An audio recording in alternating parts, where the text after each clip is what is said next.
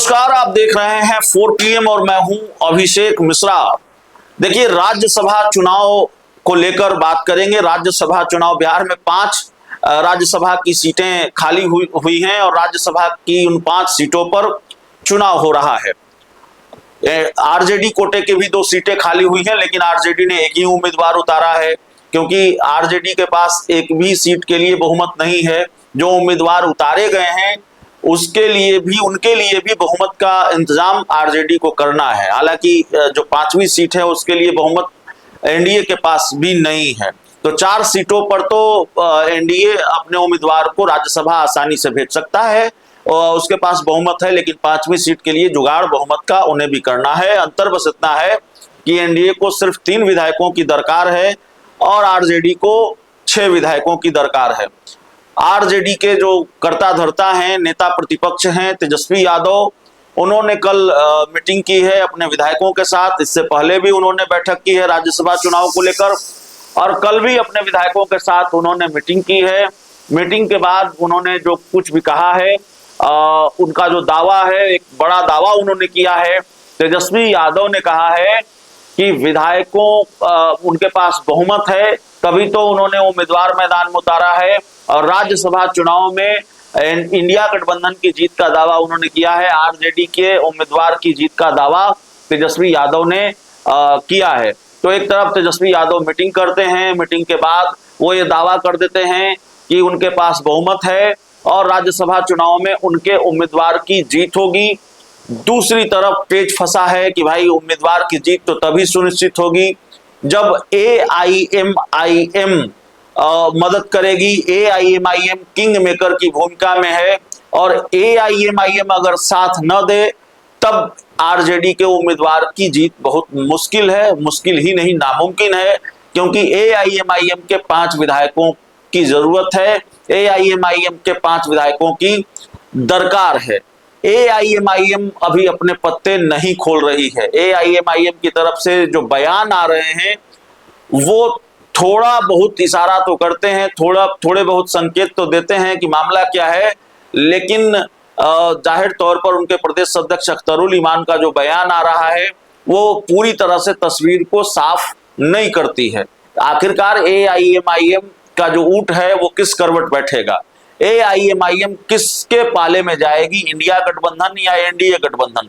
मेरी अपनी समझ कहती है कि अगर एआईएमआईएम एनडीए को समर्थन करती है तो फिर आरोप तो पहले से है उस पर कि वो बीजेपी की बी टीम है और एआईएमआईएम को बड़ा राजनीतिक नुकसान हो सकता है अगर उसने एनडीए की मदद की और उस पर ये आरोप और चस्पा हो जाएगा, ये ठप्पा और मजबूत हो जाएगा कि वाकई वो बीजेपी की भी टीम है अगर एआईएमआईएम ने साथ दिया। दूसरी तरफ तेजस्वी यादव का साथ भी देगी एआईएमआईएम की नहीं देगी, इस बात की ये बात थोड़ी पुख्ता होती हुई नजर नहीं आ रही है, क्योंकि तेजस्वी यादव ने राज्यसभा चुनाव को लेकर जो पिछली बैठक की थी उसमें एआईएमआईएम के प्रदेश अध्यक्ष अख्तरुल ईमान शामिल हुए थे। उन्होंने इस बैठक में हिस्सा लिया था, लेकिन कल इस बैठक से दूरी बनाई और एआईएमआईएम के प्रदेश अध्यक्ष का यह कहना है कि उनको इस बैठक की जानकारी नहीं थी। हमने खुद बातचीत की एआईएमआईएम के प्रदेश अध्यक्ष अख्तरुल ईमान से, क्या वो साथ देंगे, क्या वो आरजेडी का साथ देंगे, क्या वो इंडिया गठबंधन का साथ देंगे कि एनडीए का देंगे। अख्तरुल ईमान साफ तौर पर ये कह रहे हैं कि भाई हमारी मदद की दरकार जिसको है वो हमारे दरवाजे पर आएगा तब तो हम मदद करेंगे। किसी को हमारी मदद की दरकार है और हमारी मदद की अगर चाहिए तो हमसे मदद कोई मांगे तब तो हम मदद करें। तेजस्वी यादव को लेकर उन्होंने दावा किया कि भाई तेजस्वी यादव ने तो कहा था कि हम दिल्ली से लौटेंगे तो आपसे बात करेंगे, तो अभी तक तो कुछ वैसा हुआ नहीं है। तो शायद इस वजह से कल तेजस्वी यादव ने जो बैठक बुलाई उसमें एआईएमआईएम का कोई प्रतिनिधि शामिल नहीं हुआ। हाँ, आईपी गुप्ता जरूर शामिल हुए, कांग्रेस के विधायक भी शामिल हुए, जो जानकारी निकलकर सामने आ रही है शायद कांग्रेस के 3 विधायक शामिल हुए। अब कांग्रेस की बात चल पड़ी है तो कांग्रेस पर ही बात करेंगे। कांग्रेस के सामने इस वक्त बड़ी चुनौती है, क्योंकि अगर एआईएमआईएम इंडिया गठबंधन का भी साथ, एनडीए गठबंधन का भी साथ न दे, जो कि उम्मीद कम लग रही है कि वो एनडीए गठबंधन का साथ देगी, तब एनडीए के 5वें उम्मीदवार की जीत कांग्रेस के भरोसे ही सुनिश्चित होती हुई दिख रही है। अगर कांग्रेस में टूट होगी, कांग्रेस के विधायक टूटेंगे, तभी एनडीए के 5वें उम्मीदवार की जीत होगी, क्योंकि एनडीए के पास तब बीएसपी का ही एक वोट बचेगा। अगर बीएसपी के उम्मीदवार चले जाते हैं साथ में, तो आईपी गुप्ता नहीं जाते हैं, या आईपी गुप्ता चले भी जाते हैं तो 2 ही विधायक होते हैं। आईपी गुप्ता के जाने की उम्मीद बहुत कम है। तो मान लीजिए बीएसपी के एक विधायक अगर एनडीए का साथ देते हैं तो एआईएमआईएम नहीं तो फिर कांग्रेस। अगर एआईएमआईएम एनडीए का साथ नहीं देगी तो कांग्रेस के विधायक टूटेंगे। कांग्रेस के विधायक अगर नहीं टूटेंगे तो फिर एनडीए की राह बहुत मुश्किल है इस 5वीं सीट के लिए भी। तो जाहिर तौर पर कांग्रेस के सामने इस वक्त बहुत बड़ी चुनौती है कि वो अपने विधायकों को एकजुट रख पाए, अपने कुनबे को संभाल पाए, क्योंकि कांग्रेस के कुनबे पर ही नजर है एनडीए की, कांग्रेस के कुनबे पर ही नजर है भारतीय जनता पार्टी की।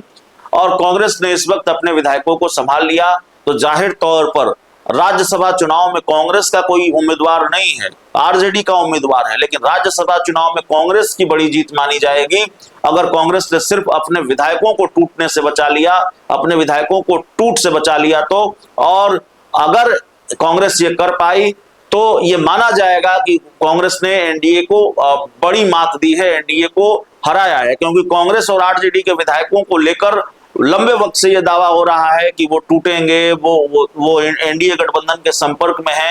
हालांकि अभी न कांग्रेस के विधायक टूटे हैं, न आरजेडी के विधायक टूटे हैं। और राज्यसभा चुनाव में भी अगर नहीं टूटे, कांग्रेस अपने विधायकों को संभाल कर रख पाई तो जाहिर तौर पर ये बड़ी जीत कांग्रेस की होगी। तो राज्यसभा चुनाव का गुनागणित यही है।